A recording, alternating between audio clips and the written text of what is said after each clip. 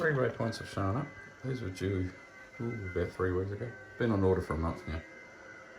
Pico still make this stuff in England, which is great.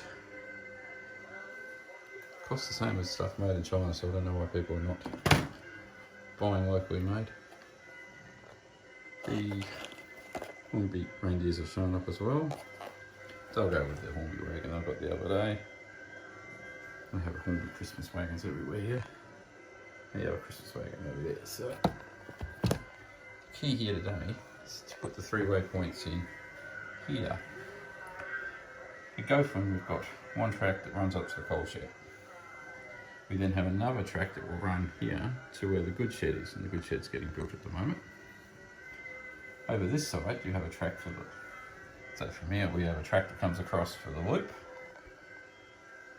A track that runs in here for 2 lines, stable of the wagons, and then a line here that used to run out to an old mine.